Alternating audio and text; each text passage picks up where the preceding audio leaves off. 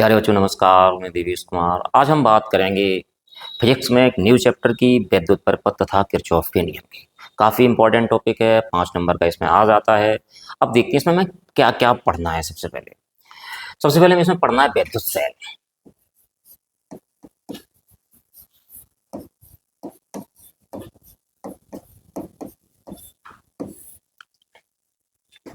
वैद्युत सेल पढ़ने हैं। वैद्युत सेल के बाद पढ़ना है सेल का विद्युत वाहक बल पढ़ना है हमें। विद्युत वाहक बल पढ़ना है। विद्युत वाहक बल के बाद आपको पढ़ना है सेलों का संयोजन पढ़ना है।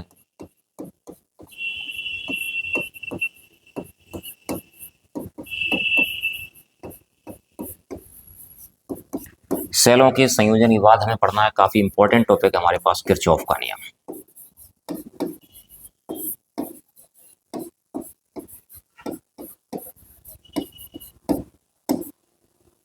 किरचॉफ के नियम, किरचॉफ के 2 नियम है, किरचॉफ के दोनों नियम पढ़ने हैं, काफी इंपॉर्टेंट हैं। और इसके बाद हमें पढ़ना है व्हीटस्टोन सेतु।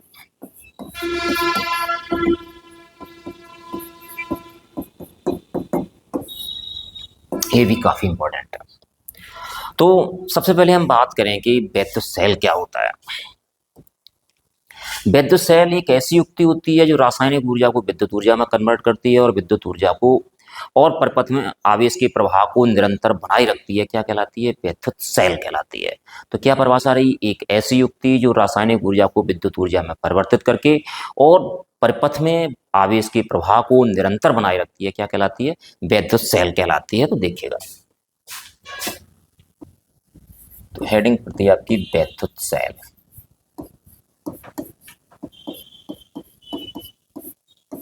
क्या है? एक ऐसी युक्ति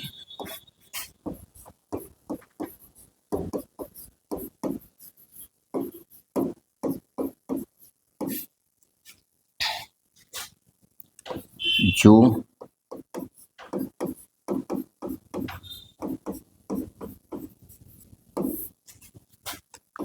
रासायनिक ऊर्जा को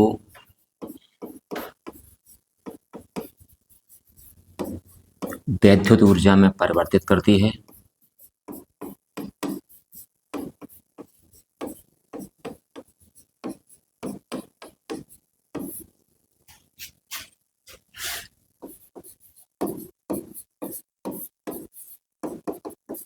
तथा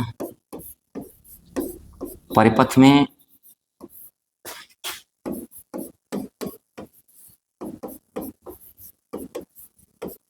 आवेश के प्रवाह को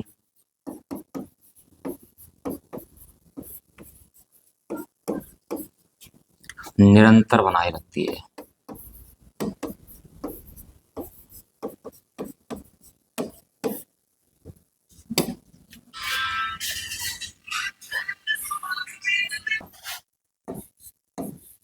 बनाए रखती है,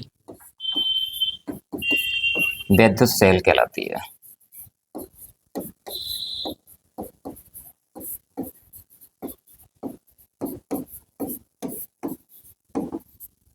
वैद्युत सेल क्या होते हैं कि वैद्युत सेल मुख्यतः 2 प्रकार के होते हैं। नंबर 1, इसमें हेडिंग बढ़ती है प्राथमिक सेल।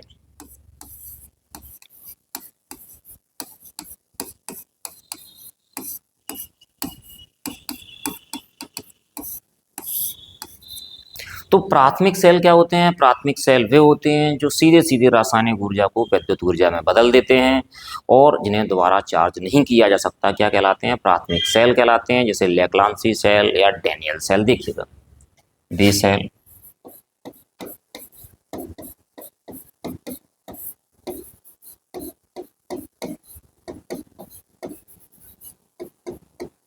सीधे सीधे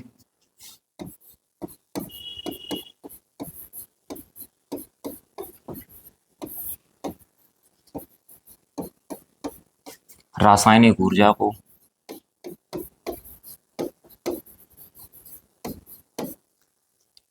वैद्युत ऊर्जा में बदलते हैं।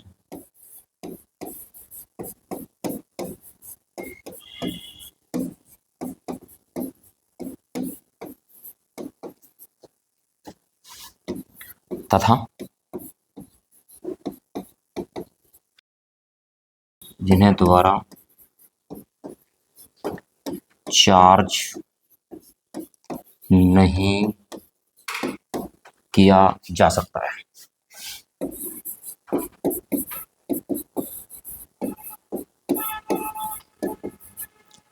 प्राथमिक सेल कहलाते हैं।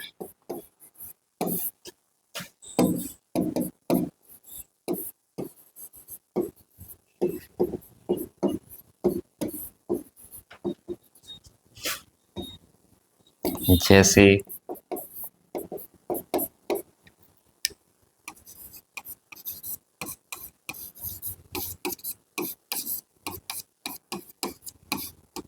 डेनियल सेल,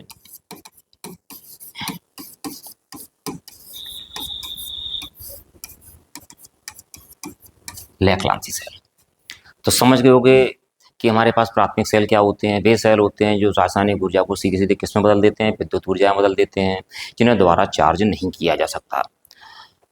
तो कौन कौन से सेल होते हैं इसमें? एक डेनियल सेल होता है, एक हमारे पास लेक्लांसी सेल होते हैं। अब बात आती है द्वितीयक सेल की। द्वितीयक सेल वे सेल होते हैं जिनमें क्या होता है, पहले विद्युत ऊर्जा को रासायनिक ऊर्जा के रूप में बदला जाता है, फिर जब आवश्यकता पड़ती है फिर रासायनिक ऊर्जा को हम तुरंत किसमें बदल लेते हैं, विद्युत ऊर्जा के रूप में बदल लेते हैं। द्वितीयक सेल कहलाते हैं। देखिएगा,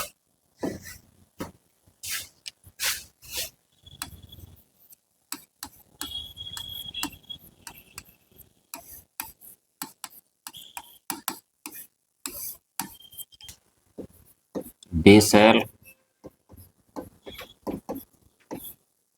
जिनमें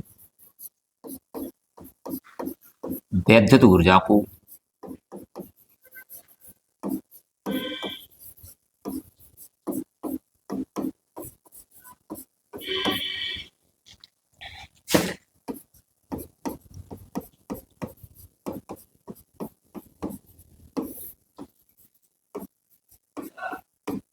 रासायनिक ऊर्जा के रूप में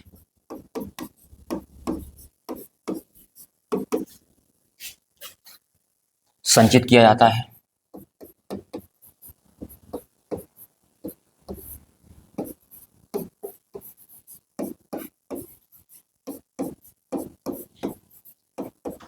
और आवश्यकता पड़ने पर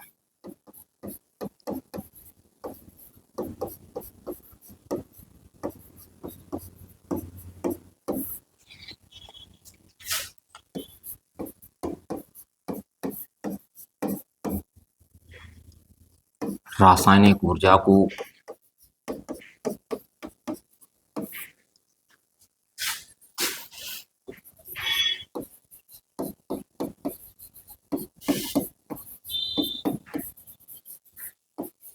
विद्युत ऊर्जा के रूप में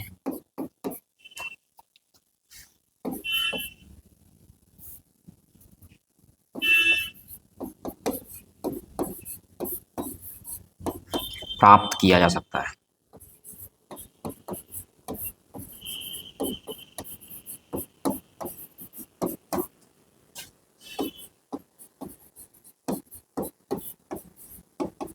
तथा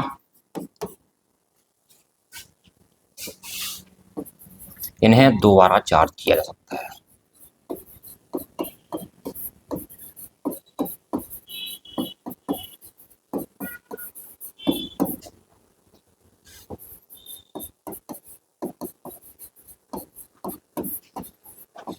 जा सकता है, द्वितीयक सेल कहलाते हैं।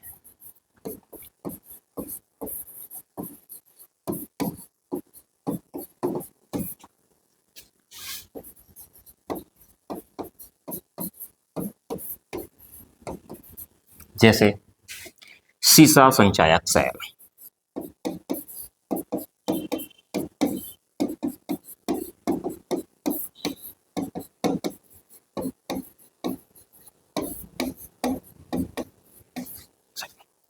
जैसे कि अपने घर पे क्या होती है, इन्वर्टर वाली बैटरी होती है, तो पहले क्या होता है, उसको बिजली से चार्ज किया जाता है। जब वो बिजली से चार्ज होती है तो क्या होता है, जो विद्युत ऊर्जा होती है वो किसके रूप में एकत्रित हो जाती है, रासायनिक ऊर्जा के रूप में एकत्रित हो जाती है। और जब बिजली चली जाती है, मतलब लाइट चली जाती है, तो क्या करती है, वो रासायनिक ऊर्जा में क्या देती है, इलेक्ट्रिक देती है। तो रासायनिक ऊर्जा को विद्युत ऊर्जा में बदल लिया जाता है। तो ये सेल कैसे कहलाते हैं, द्वितीयक सेल कहलाते हैं। जैसे कि हमारे पास कौन सा होता है, सीसा संचायक सेल। चलो अब बात करते हैं विद्युत वाहक बल की। सेल का विद्युत वाहक बल, इसकी परिभाषा होती है कि एकांक आवेश को पूरे परिपथ में प्रवाहित करने में सेल द्वारा जो कार्य किया जाता है या सेल द्वारा जो ऊर्जा दी जाती है वह उस सेल का विद्युत वाहक बल कहलाती है या विद्युत वाहक बल कहलाता है। इसे कैपिटल ई से प्रदर्शित करते हैं।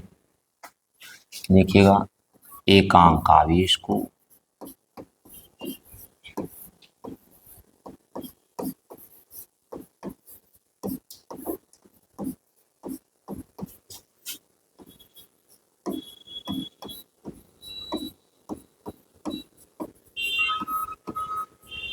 पूरे परिपथ में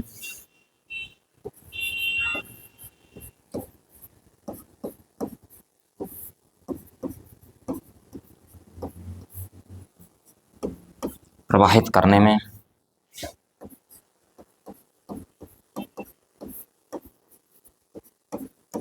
सेल द्वारा जो ऊर्जा दी जाती है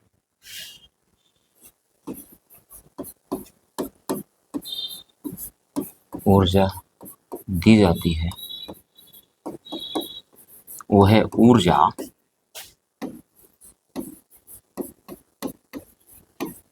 उस सेल का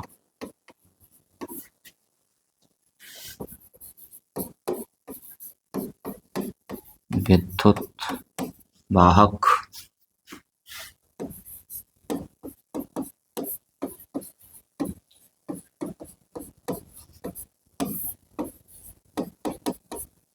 इसे कैपिटल ई से प्रदर्शित करते हैं।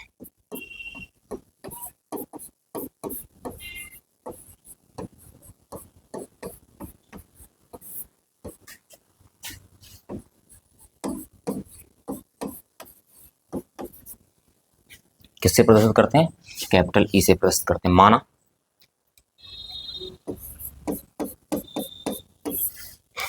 क्यू आवेश को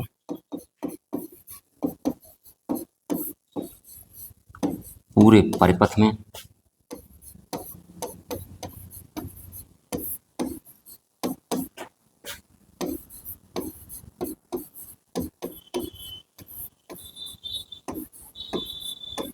प्रवाहित करने में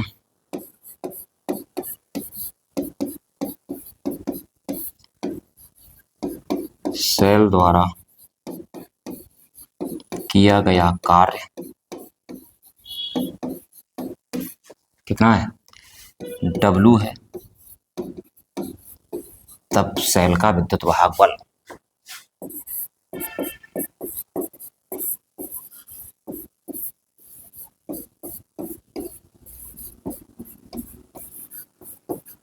E इज इक्वल टू हमारे पास क्या हो जाएगा? E इज इक्वल टू हमारे पास हो जाएगा W/Q। अब हम क्या करेंगे, यहाँ से E का मात्रक निकालेंगे, E का विमीय सूत्र निकालेंगे। देखिएगा, E का मात्रक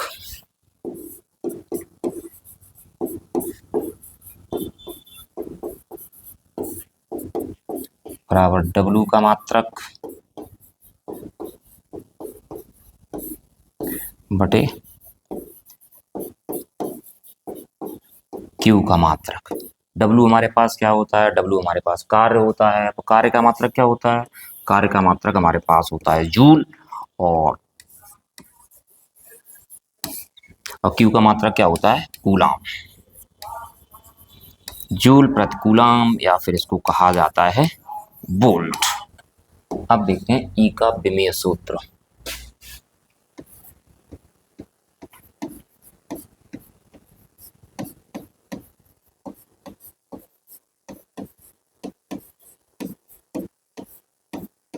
E बराबर हमारे पास क्या है? W/Q है। तो E का विमीय सूत्र बराबर W का विमीय सूत्र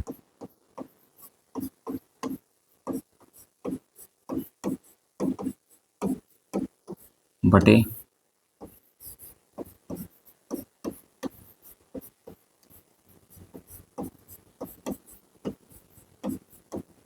W हमारे पास कार्य होता है। कार्य का विमीय सूत्र हमारे पास क्या होता है?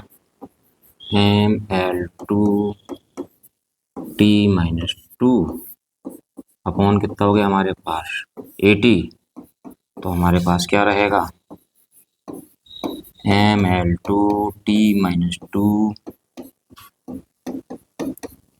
A-1 टी माइनस 1, तो कितना हो जाएगा Ml2 टी माइनस 3 ए माइनस 1। ये इसका रहा विमेय सूत्र। यदि आपसे कोई पूछे कि 1 वोल्ट क्या होता है, तो इधर देखिएगा आप, E इज इक्वल टू हमारे पास कितना है, W अपॉन क्यू है। यदि Q बराबर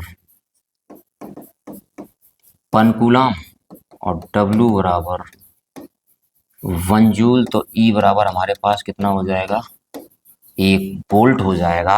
तो यहाँ से परिभाषा निकलती है कि यदि किसी परिपथ में 1 कूलम आवेश प्रवाहित करने में सेल द्वारा दी गई ऊर्जा कितनी है, यदि 1 जूल है तो सेल का विद्युत वाहक बल कितना होगा, 1 वोल्ट होगा। तो ये रहा, यदि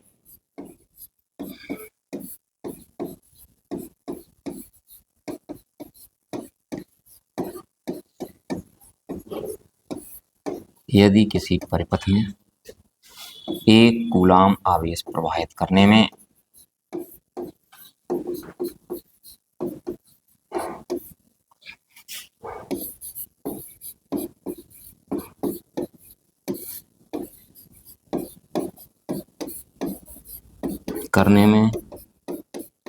सेल द्वारा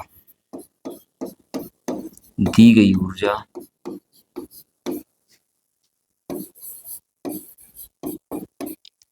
1 जूल है, तो सेल का विद्युत वाहक बल